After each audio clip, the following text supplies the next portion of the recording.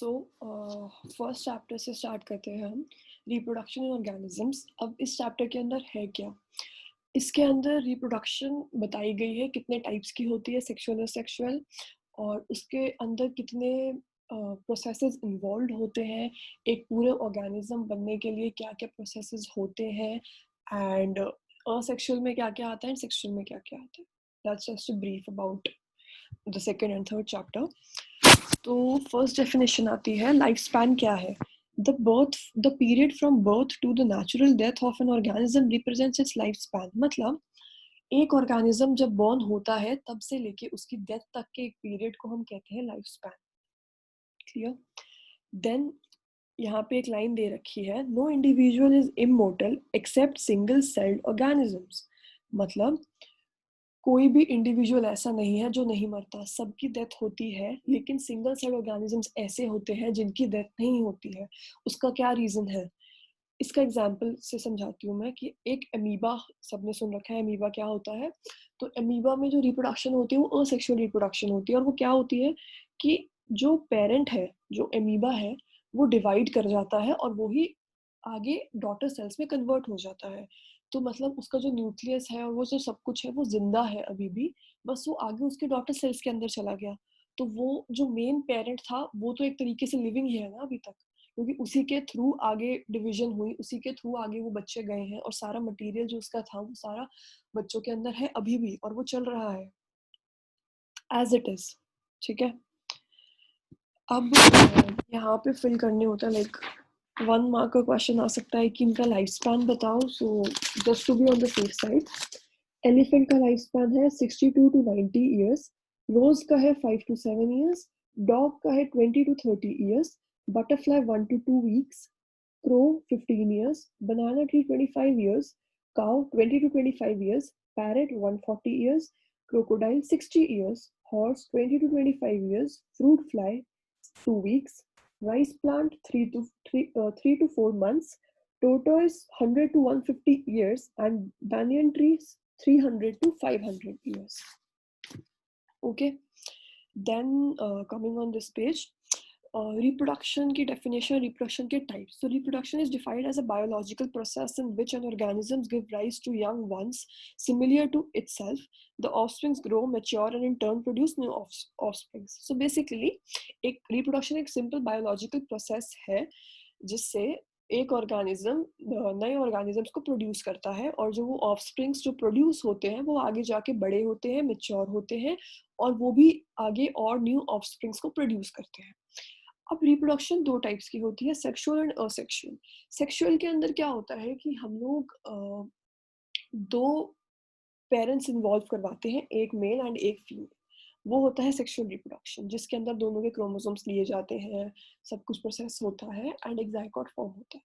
लेकिन एसेक्सुअल के अंदर सिर्फ एक पेरेंट इन्वॉल्व होता है, और वो पेरेंट बहुत होता है, उस पेरेंट के थ्रू ही सारी रिप्रोडक्शन का प्रोसेस होता है, एंड और किसी चीज़ की ज़रूरत नहीं पड़ती। ठीक है? तो एक बार डेफिनेशन देख लेते हैं। When the offspring is produced by a single parent, with or without the involvement of gamete formation, the reproduction is asexual. But when the two parents, opposite sex, that is male and female, participate in this reproductive process and also involve fusion of male and female gametes, it is known as sexual reproduction. अब asexual reproduction के बारे में बात करते हैं। Asexual reproduction में सबसे पहला वर्ड यहाँ पे दे रखा है, क्लोन। क्लोन्स का क्या मतलब होता है? जो मॉर्फोलॉजिकली और जेनेटिकली आइडेंटिकल होते हैं, मतलब जो ऑफस्प्रिंग्स प्रोड्यूस हो रहे हैं, जो बिल्कुल एज इट इज दिखने वाले, फंक्शन सेम, सब कुछ सेम होता है, उनको हम कहते हैं क्लोन्स। क्लोन्स मतलब एक तरीके से कॉपीज प्रोड्यूस होती है। ठीक है? देन यहाँ पे पिक्चर्स दे रखी है, ये है अमीबा। अमीबा का न्यूक्लियस है, न्यूक्लियस डिवाइड होता है, 2 डॉटर सेल्स बनते हैं, और ये रहे daughter cells. This is an example of amoeba that takes place in asexual reproduction. और होता क्या है प्रोसेस? Binary fission. इस प्रोसेस को फिजन कहते हैं। अब बाइनरी फिजन होता है और एक मल्टीपल फिजन होता है। मल्टीपल फिजन मतलब एक से बहुत ज्यादा बनना। यहाँ पे सिर्फ एक न्यूक्लियस से 2 डॉटर सेल्स बन रहे हैं, और मल्टीपल फिजन के अंदर एक ही उस ऑर्गेनिज्म से बहुत सारी चीजें बन जाती हैं। तो उसका एग्जाम्पल है प्लाज्मोडियम। प्लाज्मोडियम मलेरियल पैरासाइट होता है, तो वो जब अपने एग्स वगैरह देता है तो वो इकट्ठे ही बहुत सारे बन जाते हैं, ठीक है। Then there is budding. ये जो एग्जाम्पल है ये बडिंग का है। ये एक प्लांट है, ये मतलब एक यीस्ट एग्जाम्पल ले रहे हैं हम। ये यीस्ट के यहाँ पे ये ऊपर वाला जो एरिया है ये सर्कुलर सा एक बनता है, वहां से यीस्ट का सब कुछ डिवाइड होना स्टार्ट होता है और वो एक बर्ड ऊपर फॉर्म हो जाती है और वो बाद में थोड़े टाइम के बाद सेपरेट हो जाती है। इस प्रोसेस को हम कहते हैं बडिंग। ये सब कुछ यहाँ पे एक्सप्लेन करा हुआ है, binary fission and budding. Then आता है जूस्पोर्स और जूस्पोर्स एंड कोनिडिया, इन दोनों का डिफरेंस आता है। तो जूस्पोर्स क्या होते हैं? जूस्पोर्स मोटाइल होते हैं, मतलब वो चल सकते हैं, और कोनिडिया नॉन मोटाइल होते हैं, वो चल नहीं सकते। जूस्पोर्स एंडोजीनियसली फॉर्म होते हैं और कोनिडिया एक्सोजीनियसली। एंडोजीनियसली मतलब कि एक होता है कि एक एंडो मतलब इनसाइड और एक्सो मतलब आउटसाइड, तो जो अंदर की तरफ थोड़े से फॉर्मेशंस होते हैं उसको कहते हैं एंडोजीनियसली फॉर्म, वेयर एज जो कोनिडिया होता है वो बाहर की तरफ ज्यादा एक्सोजीनियसली फॉर्म होता है। Example of conidia penicillium and example of zoospore chlamydomonas. ये रहे दोनों के डायग्राम्स, ए एंड बी। और ये यहाँ पे हाइड्रा का एग्जाम्पल है। बर्ड्स बर्ड्स फॉर्म हो रही है हाइड्रा के अंदर, बडिंग का प्रोसेस है। और यहाँ पे गैम्यूल्स एंड स्पॉन्ज है, ये भी असेक्सुअल रिप्रोडक्शन है। फिर इधर आ जाता है, ये हमने सब कुछ पढ़ा हुआ है, runners, rhizome, sucker, tuber, offset, bulbs. ये जो जितने भी वर्ड्स इन्होंने दे रखे हैं इन सबकी डेफिनेशन पूछ सकते हैं एनसीईआरटी से। इसमें चाहे इन्होंने डेफिनेशन दी नहीं है but they have given the word. तो बोर्ड्स के अंदर ज्यादातर वर्ड्स पे फोकस किया जाता है, अगर उन्होंने एनसीईआरटी में दे रखा है तो देयर इज अ चांस कि वो उसको पेपर के अंदर डाल सकते हैं। तो जस्ट बी क्लियर कि एक बार ये हमने 11th में करा हुआ है सारा कुछ, कि राइजोम क्या होता है, सकर क्या होता है, ट्यूबर, वो जो एक चैप्टर था उसके अंदर सारी डेफिनेशंस थी, उसमें एडवेंटिशियस रूट्स थे और वो सारे थे, उसमें ये वाला पार्ट है। और वेजिटेटिव रिप्रोडक्शन क्या होता है? वेजिटेटिव रिप्रोडक्शन बेसिकली होता है कि अब एक एग्जांपल ले लो, एंजियोस्पर्म्स में होता है वेजिटेटिव रिप्रोडक्शन, ठीक है। यहाँ पे पोटैटो है तो आइज बन जाती है पोटैटो की, और वो पोटैटो की आइज के थ्रू आगे रिप्रोडक्शन होती है, ठीक है।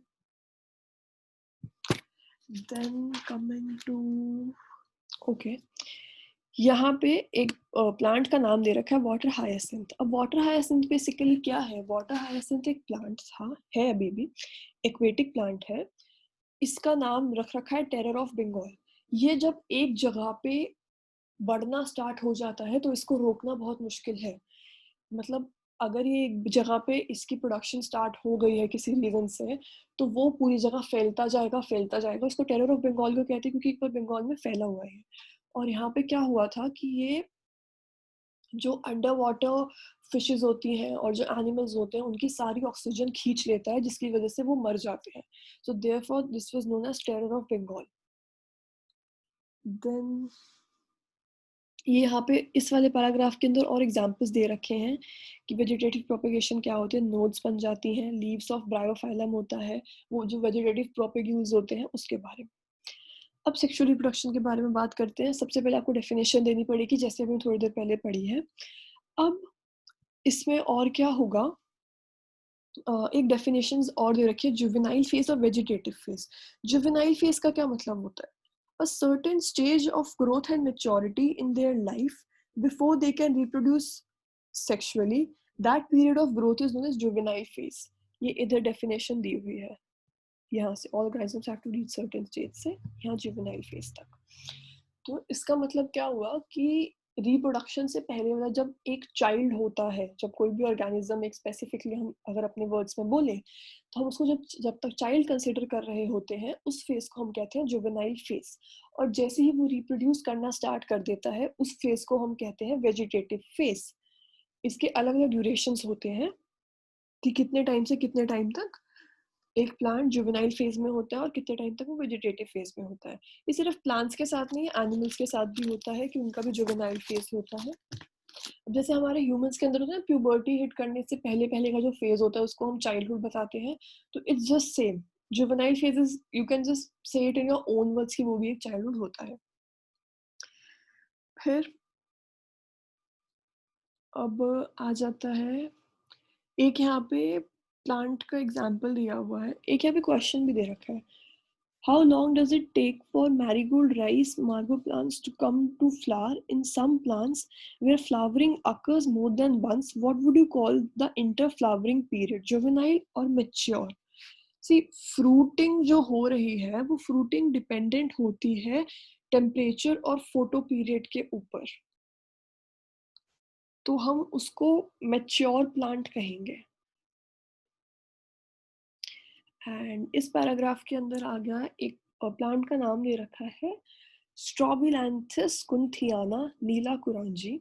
ये एक ऐसा प्लांट है जो 12 साल के अंदर एक बार फ्लावर्स प्रोड्यूस करता है।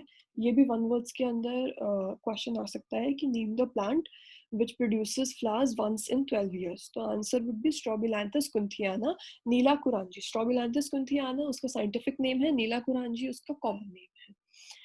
और फिर आ जाता है, फिर यहाँ पे बैम्बूज के बारे में भी बात करी गई है इस पैराग्राफ के अंदर। देन नेक्स्ट है seasonal breeders and continuous breeders इस वाले पैराग्राफ्स के अंदर।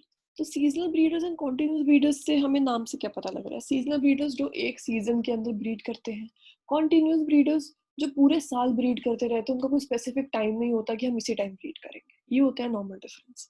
फिर यहाँ पे आ जाती है Easter cycle and menstrual cycle. Easter cycle जो एनिमल्स के अंदर जो साइकिल होती है उसको हम कहते हैं ईस्टर साइकिल, जो हार्मोन्स की वजह से रिप्रोडक्टिव फेज में अलग अलग इश्यूज आते हैं, जो जैसे जो अलग अलग इश्यूज बेसिकली आ रहे हैं, जो फीमेल्स के अंदर, फीमेल मैमल्स के अंदर चेंजेस आते हैं because of the change activities of ovary और एक्सेसरी डक्ट्स हार्मोन्स की वजह से, उसको हम कहते हैं ईस्टर साइकिल। और जो हमारे ह्यूमंस वगैरह में आती है उसको हम कहते हैं मेंस्ट्रुअल साइकिल। और ईस्टर साइकिल किन में होती है, sheeps, rats, dears, dogs, tiger etcetera. और मेंस्ट्रुअल साइकिल ह्यूमंस के अंदर होती है, वो भी स्पेसिफिकली फीमेल्स के अंदर। फिर यहाँ पे है the end of reproductive phase can be considered as one of the parameter senescence और ओल्ड एज। मतलब जब एक प्लांट या ऑर्गेनिज्म रिप्रोड्यूस करना बंद कर देता है तो हम उसको कह देते हैं कि उसकी एज वो ओल्ड एज में आ गया है, या वो सेनेसेंस मतलब डेथ होने वाली है उसकी। That's it. Then events in sexual reproduction. अब दो टाइप के इवेंट्स होते हैं सेक्सुअल रिप्रोडक्शन के अंदर, pre fertilization and post fertilization. First of all fertilization क्या होता है? Fertilization is the process of fusion of male and female gamete to form a proper gamete or a zygote. Okay, तो जब mail और female gametes दोनों fuse करते हैं उसको हम कहते हैं फर्टिलाइजेशन। अब प्री मतलब फर्टिलाइजेशन से पहले क्या होता है, फिर नॉर्मल फर्टिलाइजेशन फेज, फिर फर्टिलाइजेशन के बाद कौन से इवेंट्स होते हैं। तो प्री फर्टिलाइजेशन इवेंट्स की बात करते हैं, वो हैं गैमीटोजेनेसिस एंड गैमीट ट्रांसफर। गैमीट्स मतलब पता है हमें क्या होता है, oogenesis मतलब फॉर्मेशन, तो formation of gametes is known as gametogenesis. ये रहा। और दो टाइप के गैमीट्स होते हैं, मेल और फीमेल। अब इसमें भी दो अलग अलग टाइप है, होमोगैमीट्स एंड हेट्रोगैमीट्स। होमोगैमीट्स को हम आइसोगैमीट्स भी कहते हैं। होमोगैमीट्स मतलब एक जैसे दिखने वाले गैमीट्स, ठीक है। यहाँ पे क्लैडोफोरा का एग्जाम्पल दे रखा है, इसमें मेल और फीमेल गैमीट एक जैसे दिखते हैं। क्लैडोफोरा वो एल्गे है और उसको हम कहते हैं होमोगैमीट्स या आइसोगैमीट्स। लेकिन हेट्रोगैमीट्स वो वाले गैमीट्स होते हैं जिनके अंदर मेल और फीमेल गैमीट्स दोनों डिफरेंट होते हैं, अलग अलग होते हैं। जैसे ह्यूमंस के अंदर स्पर्म और ओवा होता है, ओवम एग कह सकते हैं, तो वो दोनों अलग अलग होते हैं शेप में भी, और उनका दोनों का यूसेज भी थोड़ा अलग होता है, तो उसको हम कहते हैं हेट्रोगैमीट्स। और यहाँ पे एग्जाम्पल दे रखा है, ये रहा BNC, ये फिगर दे रखी है, हेट्रोगैमीट्स ऑफ फ्यूकस, वो भी एक एल्गे है, और ह्यूमन बींग्स। अब बात करते हैं कि जिनके पास दोनों फीमेल और मेल रिप्रोडक्टिव स्ट्रक्चर्स होते हैं उनको हम कहते हैं बाइसेक्सुअल, होमोथैलिक, मोनोइशियस और हर्माफ्रोडाइट्स। ये इस पैराग्राफ के अंदर है, मैं जस्ट क्रिस्प दे रही हूँ एक, कि जिनके पास मेल और फीमेल दोनों के रिप्रोडक्टिव स्ट्रक्चर होंगे प्रेजेंट, उनको हम कहेंगे बाइसेक्सुअल, होमोथैलिक, मोनोइशियस, हर्माफ्रोडाइट्स, और इसका एग्जाम्पल क्या है, कर्क्यूबिट और कोकोनट। ओके, देन आ जाता है जिनके पास या तो मेल होगा या तो फीमेल होगा, दोनों में से कोई एक रिप्रोडक्टिव ऑर्गन होगा, उनको हम कहेंगे यूनिसेक्सुअल, डायोइशियस एंड हेटेरोथैलिक। इसका एग्जाम्पल क्या होता है, पपाया एंड डेट पाम। इस पैराग्राफ के अंदर यही है, जस्ट एक सेपरेट लाइंस बना लो कि एक साइड पे बाइसेक्सुअल, होमोथैलिक, मोनोइशियस, हर्माफ्रोडाइट्स, मतलब both male and female, example cucurbit and coconut. और on the other hand male या फीमेल में से एक रिप्रोडक्टिव ऑर्गन होगा तो उसको कहेंगे unisexual, heterothallic, dioecious, example papaya and date palm. ये भी 1 मार्क्स या 2 मार्क्स में आ सकता है क्वेश्चन। ये आ गया क्वेश्चन यूनिसेक्सुअल, बाइसेक्सुअल, हर्माफ्रोडाइट्स, ये दोनों पैराग्राफ्स के अंदर ये एक्सप्लेन करा हुआ है। फिर आ जाता है cell division. Cell division through gamete formation, ये भी हमने 11th में करा है कि सेल डिवीजन में बेसिकली क्या होता है कि माइटोसिस हो रहा है, मियोसिस हो रहा है, क्या हो रहा है, डिप्लॉयड, अगर क्रोमोसोम नंबर डिप्लॉयड है दैट इज 2n है तो वो n होगा गैमीट्स का। फिर उसके बाद वापस जाके ऑर्गेनिज्म जब तक फॉर्म होगा तब तक वो गैमीट्स, तब तक क्रोमोसोम नंबर 2n हो जाएगा। तो ये किसकी वजह से होता है, मियोसिस होता है, माइटोसिस होता है, माइटोटिक डिविजन्स होंगी पहले, वो पूरा प्रोसेस हमने 11th में पढ़ा हुआ है, जस्ट एक इंट्रोडक्शन है दोबारा से। फिर आ जाते हैं मियोसाइट्स। मियोसाइट्स मतलब जो सेल्स मायोसिस में जाते हैं उनको हम कहते हैं मियोसाइट्स। ये रहा एग्जाम्पल्स, बाइसेक्सुअल, ये एक बार जस्ट लर्न द एग्जाम्पल्स और साथ में कि वो बाइसेक्सुअल है या यूनिसेक्सुअल है, क्योंकि एग्जाम्पल में आ जाता है कि इज अर्थवॉर्म बाइसेक्सुअल और यूनिसेक्सुअल, या दे देंगे is earthworm is bisexual, true और फॉल्स। 1 मार्कर में ऐसे क्वेश्चन आ सकते हैं। अब इस चार्ट के अंदर हमें 2n दे रखा है और हमें n देना है। बेसिकली ह्यूमंस बीइंग के 46 क्रोमोसोम्स होते हैं, तो वो उसका n कितना हो जाएगा, 23। ऐसे ही सारे, जैसे हाउस फ्लाई के 12 हैं तो 6 हो जाएंगे, डॉग के 78 है तो उसका हाफ कर देंगे, यहाँ पे फ्रूट फ्लाई का 8 है तो 4 कर देंगे, यहाँ पे मेज का 20 है तो क्रोमोसोम नंबर 10 हो जाएगा। और अगर जैसे यहाँ पे राइस का 12 दे रखा है n, तो उसका 2n कितना होगा, 24, that is 2 into 12 24। Got it. अब गैमीट ट्रांसफर। अब गैमीट ट्रांसफर का मतलब क्या होता है कि नाम से पता लग रहा है, the process of transfer of gametes is known as gamete transfer. ठीक है, अब इसमें भी पॉलिनेशन होती है। अब गैमीट ट्रांसफर होता कैसे है, पॉलिनेशन के थ्रू। पॉलिनेशन क्या होता है, pollination is the transfer of pollen grains from anther of one plant to stigma of another. मतलब एक प्लांट के एंथर से दूसरे के स्टिग्मा के ऊपर, मतलब मेल रिप्रोडक्टिव से फीमेल रिप्रोडक्टिव ऑर्गन्स में जो जाता है, कैसे जाता है, अलग अलग तरीके होते हैं। विंड के थ्रू पॉलिनेशन होती है, या जैसे हनी भी बैठी किसी फ्लावर के ऊपर, उसने नेक्टर सक करा तो उसके ऊपर पोलन ग्रेन लग गया, और वो जब दूसरे प्लांट के पास जाके बैठी तो वो पोलन ग्रेन उसके वहां पे गिर गया और वहां पे उनकी फर्टिलाइजेशन हो गई। ऐसे होता है, that these are pre fertilization. ठीक है, अब आ जाता है फर्टिलाइजेशन। फर्टिलाइजेशन क्या होता है, अभी मैंने बताया था, fusion of male and female gametes. Then आ जाता है कि जाइगोट क्या है, मतलब सिनगैमी और जाइगोट क्या है। तो हम फर्टिलाइजेशन को सिनगैमी कहते हैं। एंड जो प्रोसेस है फर्टिलाइजेशन, फर्टिलाइजेशन के बाद फॉर्म क्या होता है, जाइगोट। तो वो जाइगोट है। और यहाँ पे पार्थिनोजेनेसिस दे रखा है। Parthenogenesis is develop a female gamete undergoes development to form a new organism without fertilization. इसका एग्जांपल है टर्की। मतलब एक फीमेल गैमीट डेवलपमेंट होती है उसके अंदर और न्यू ऑर्गेनिजम्स फॉर्म होते हैं, लेकिन उसमें फर्टिलाइजेशन नहीं होती है कभी भी। ठीक है, अब फर्टिलाइजेशन दो टाइप की होती है, internal fertilization, external fertilization. Internal fertilization वो फर्टिलाइजेशन होती है जो बॉडी के अंदर हो रही होती है, मतलब इंटरनली। और एक्सटर्नल फर्टिलाइजेशन होती है जो बॉडी के बाहर होती है। अब इंटरनल फर्टिलाइजेशन बेटर है, एक्सटर्नल फर्टिलाइजेशन। सी, ह्यूमंस के अंदर बेबी जो है वो हम अंदर रख रहे हैं टमी के अंदर, तो वो इंटरनल फर्टिलाइजेशन है।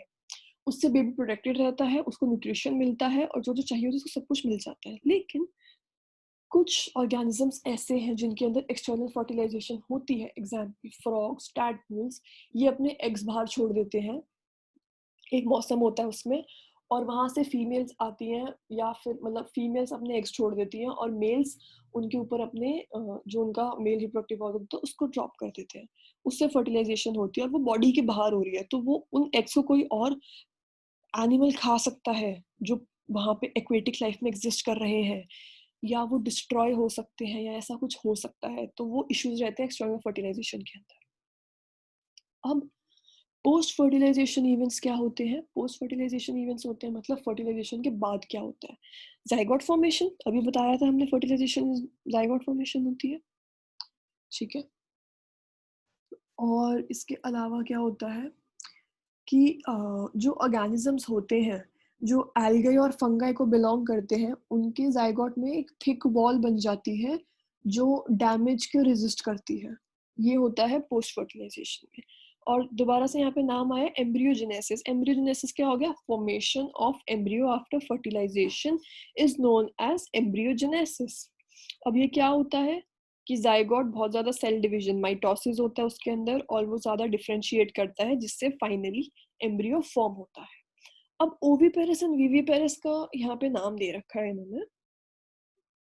तो basically oviparous are animals like reptiles and birds, the fertilized sorry हाँ, in oviparous animals like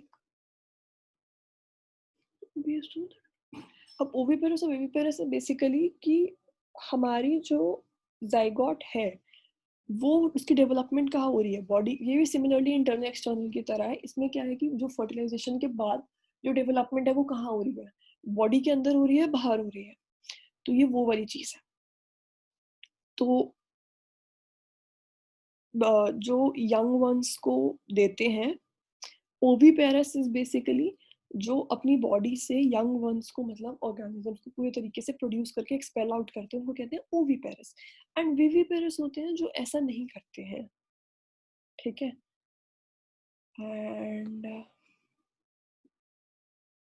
ये इस वाले पैराग्राफ में दे रखा है कि जो एग्स होते हैं, एग्स के बाहर एक कैलकेरियस शेल होता है उसको सेफ रखने के लिए, और इसमें जो ओवरी है, ओवरी का रिजल्ट क्या होता है? ओवरी किस में प्रोड्यूस होती है? फ्रूट में। और जो ओव्यूल है अंदर का, वो क्या बना देता है? सीड। और इसके ऊपर एक लेयर होती है एक्स्ट्रा थिक लेयर, उस लेयर का नाम होता है पेरिकार्प। इसमें क्वेश्चन आ जाता है कभी कभी कि कोकोनट की हम कौन सी लेयर खाते हैं, या कौन सी लेयर उसमें होती है। तो वो कोकोनट के अंदर अलग अलग लेयर्स होती है, जो पानी है और कोकोनट का वो भी एक लेयर है, और जो मलाई खाते हैं वो भी एक लेयर है, और जो हार्ड ब्राउन कलर की कवरिंग है कोकोनट की, वो भी एक लेयर होती है। तो बस यही है। फिर एनसीईआरटी क्वेश्चंस आ जाते हैं कि why is reproduction essential for organisms, क्योंकि अगर रिप्रोडक्शन नहीं होगी तो आगे उनकी जनरेशन कैसे बढ़ेगी। Which is better mode of reproduction, sexual और असेक्सुअल? वाई? सी, सेक्सुअल के अंदर दो मेल और फीमेल गैमीज दोनों रिप्रोड्यूस कर रहे हैं इकट्ठे, दोनों इकट्ठे ज्वाइन हो रहे हैं, तो सेक्सुअल के अंदर हमें पता रहेगा कि आगे वेरिएशंस होने के चांसेस हैं और अच्छे ऑर्गेनिजम्स बनने के चांसेस हैं। मगर असेक्सुअल में ऐसा कोई ऑप्शन नहीं है, सेक्सुअल में एज इट इज चलता रहेगा तो आगे इश्यूज आ सकते हैं। फिर why is the option formed by asexual reproduction referred to as clone? Because it is morphologically and genetically similar to the parent, which has better chances of survival. Offsprings formed due to sexual reproduction have better chances of survival, क्योंकि उसमें mail और female gametes दोनों ही है, तो उनमें दोनों के traits आएंगे, तो चांसेस है कि जो ट्रेट्स उनको सर्वाइव करने में तंग कर रहे हैं वो ट्रेट्स एक्सपेल आउट हो जाएं, और जो अच्छे वाले ट्रेट्स है सिर्फ वो वाले बच्चे के अंदर चले जाएं। सी, ये जो क्वेश्चंस है काफी सिंपल हैं, just give this read for once. जो मैंने पढ़ाया है as it is same same questions हैं। Example, define external fertilization, mention its disadvantages, अभी बताई थी मैंने। और difference between a zoospore and zygote, zoospore conidia बताया था मैंने, जाइगोट बताया मैंने, फर्टिलाइजेशन के बाद जो फॉर्म होता है उसको कहते हैं। जस्ट एक डेफिनेशन देके just try to make 2 points in differentiation, that's it, chapter खत्म। और कोई डाउट है तो just do it in the comment section, I'll definitely try to reply to all of you. Thank you so much.